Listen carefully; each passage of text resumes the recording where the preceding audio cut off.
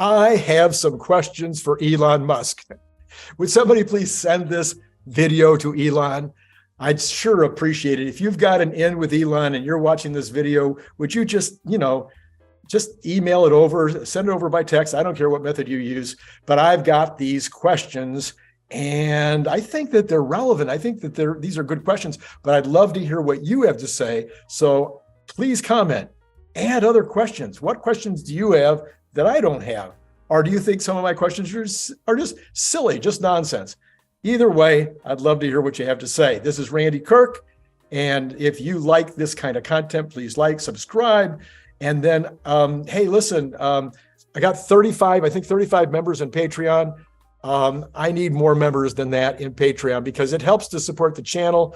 I also, as you may have heard in the past, I'm trying to do something kind of special in that Patreon group, and it's a little hard. It turns out it takes more than 35 people to really get the conversation going. So please join Patreon. It's only $5 a month. You can do it.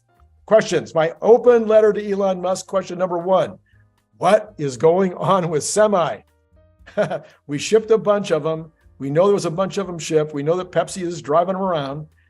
And then kind of nothing, kind of not hearing much. So the questions, a whole bunch of questions just on question number 1. Are you currently building any more semi-trucks right now and deploying these into the wild? Is the production line being created in the Sparks manufacturing facility, the Sparks Gigafactory? Are you setting up a line right now to a full-on ramp in that facility? Because I don't see how else you could possibly get to 50,000 trucks next year in 2024, which is what you said you were going to do, unless you're already building the line. And I kind of thought when you said you were going to expand the factory, the Gigafactory, so that you could do batteries and semis, that meant you would start the brand new line when you did the expansion, which would be like January. Well, I forget who it was now, but somebody said to me the other day, why? Maybe that was Joe Justice. I can't remember which video that was. Did you see the Joe Justice videos?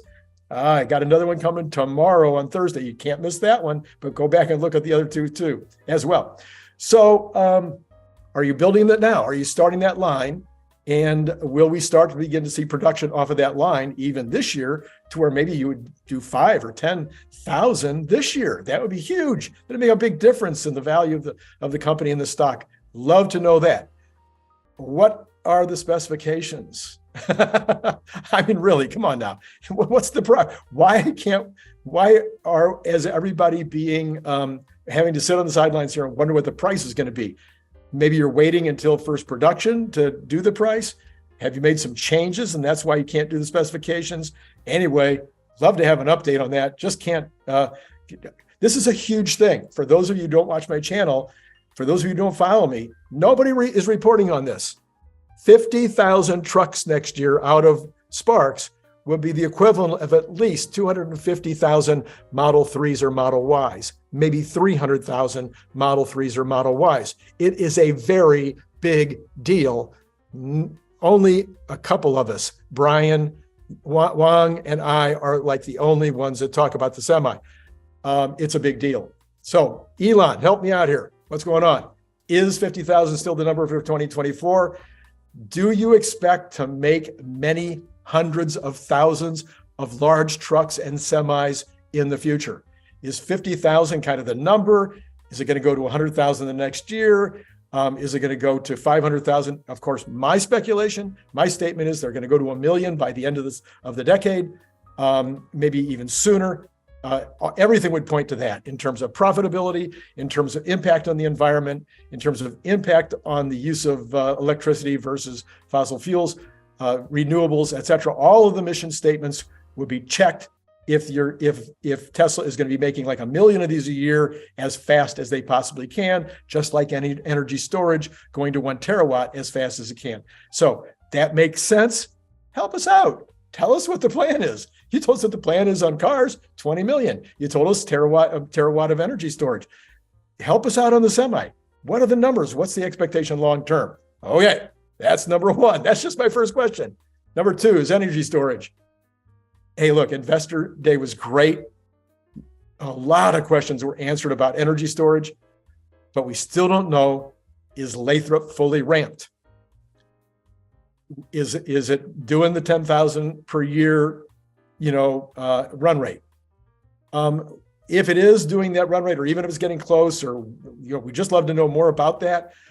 Is Lathrop going to be expanded? Will they either expand by being able to do them faster in the same footprint? Will the footprint be expanded? Will there be more buildings in Lathrop in order to be able to do more than 10,000 units per year? What is the plan for Lathrop? What's going to happen there? And then it was clearly stated at Investment Day that there would be additional Lathrops built. There would be copy and print. Do we have any places lined up? Love to know.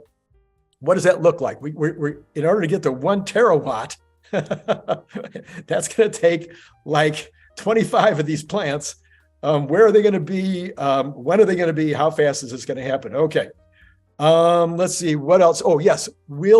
Could you please break out the energy storage piece of the pie in the next P&L? Love to see how much is gross profit, how much is net profit, gross revenues just for energy, and then also a little bit of help with the bookkeeping, because there's all kinds of issues with having to do with when revenues and profits can be realized. So you ship it, you install it. When do you get to realize the actual revenues? When do you get to realize the profits on the profit and loss? Help us with the accounting there. We're investors and we're fans, and these are things we need to know in order to have as much fun as possible following and investing. So there you are. I think that's it. Let's see. Okay. Number 3. That was number 2 question. Number 3. There are so many questions about Cybertruck that it would take an entire separate video with regard to Cybertruck, but I'm guessing that a lot of those questions will be answered in about 3 months, maybe less, when the first Cybertrucks roll off the line. Can't wait to see those first Cybertrucks actually rolling off the line. But there are a couple of things that I would like to know. What are your expectations for actual annual unit sales? At one point, I think I can remember you personally saying that maybe it'd be around 250,000 a year, but you got 1.5 million backlog. So has that decision been made? We know what you're shooting for on other products. So what's the shoot for? What do we think on Cybertruck at this point? Is this a 1 million unit a year product? If it goes worldwide, is it more than 1 million units? Because maybe other countries start to see the benefit of a pickup that is as cool as the Cybertruck. Maybe there's going to be another size that would complement it, and maybe there'll be 1 million of that one as well as 1 million of the big one. I don't know, but love just to know what is the number? What's the expectation in terms of the number on that? Okay. And then that's it. Yeah, that's number 3. So that was a short one. See, number 4. The Investor Day video on Optimus has created probably about 100 hours of YouTube videos now by John Gibbs and by Scott Walther and by me and by other people. Lots and lots of videos out there. So we're very excited, and it's a lot of fun. And again, could you help us out just a little bit on the Optimus? Just a couple of questions. You said this is going to be the biggest business. And quite frankly, from your body language and everything else, it looks like it might be the thing that you're the most excited about. Although, probably Starship and Robotaxi would be right in there, equal or somewhere in the same range. So as one of the 3 things you're probably most excited about, and is the largest potential business, are you now, or will you soon be deploying Optimus robots in the factories? We heard Milan say, yeah, we're deploying them. So it sounds like you are. And we've got pictures of robot from AI Day 2. The robot appears to be working in the factory. So do we have the robots working in the factory? That'd be just fun to know. It doesn't matter. It's not going to affect the competition.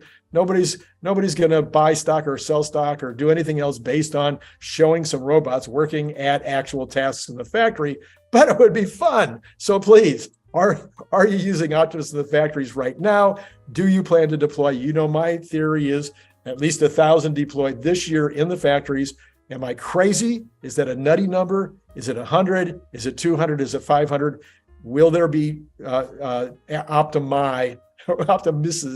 Anyway, whatever. Will they be deployed this year in the factories?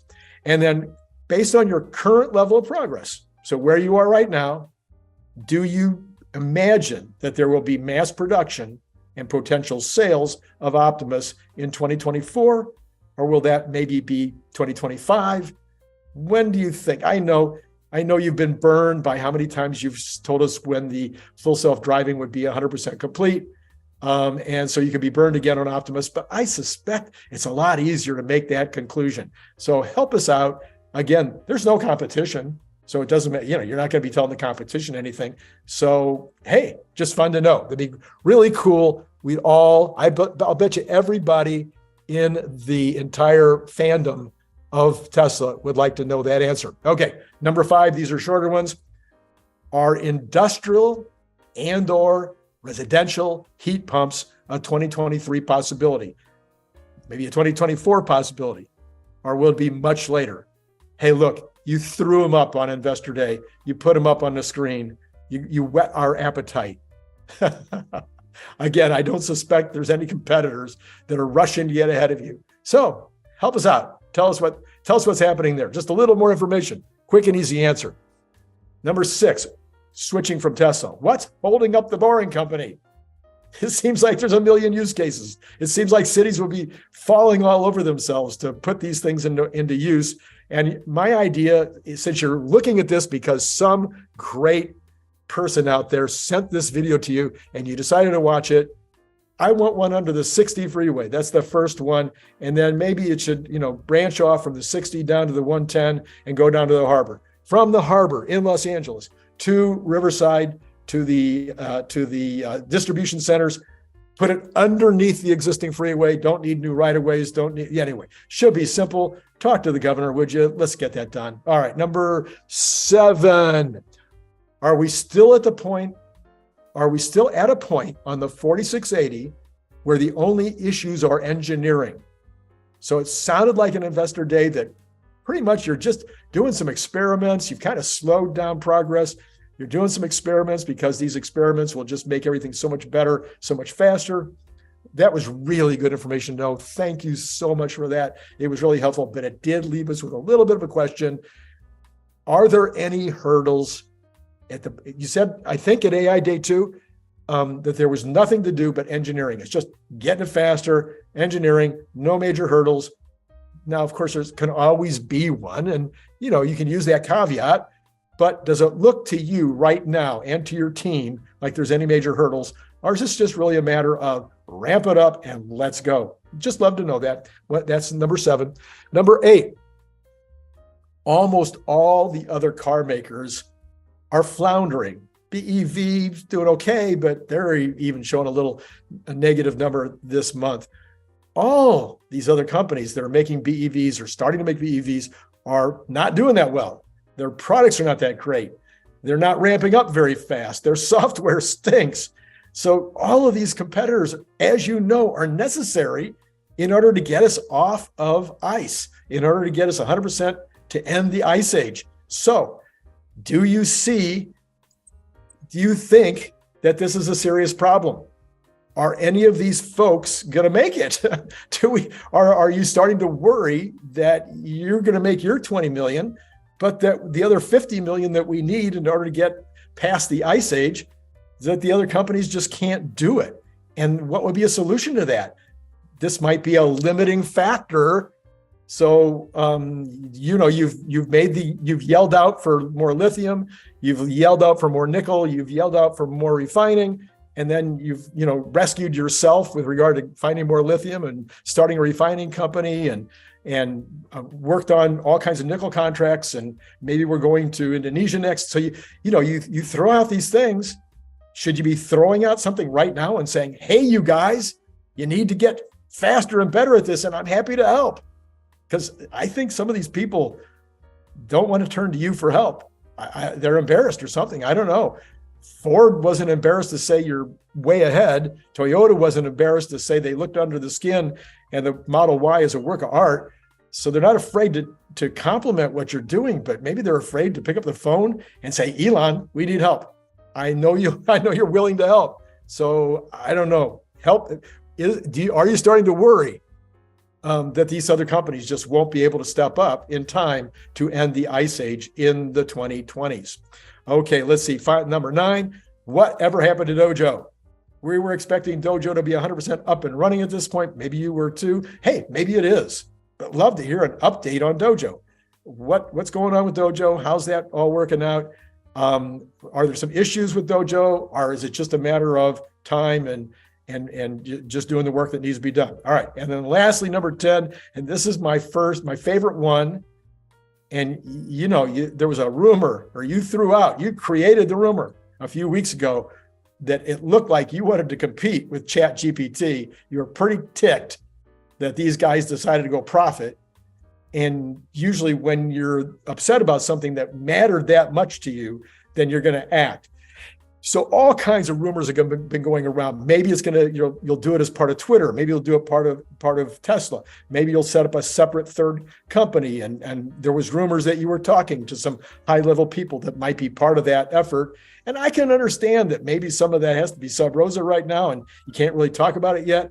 However, when it's possible, or if it's possible now, can you tell us what the plan is there? ChatGPT is crazy, nutty, amazing. I can understand some of your concerns. Love to have you still be a part of solving some of the negatives that are potentially going to happen going forward, including really, let's say, biased information being produced by that resource. So that's my 10 questions. You guys, I'd love to have you add to those questions. I'd love to have you like this video if it was useful and fun or even entertaining. And you know what? As usual, it's been really great talking to you. Click the link below to get your paperback, Kindle, or audiobook now.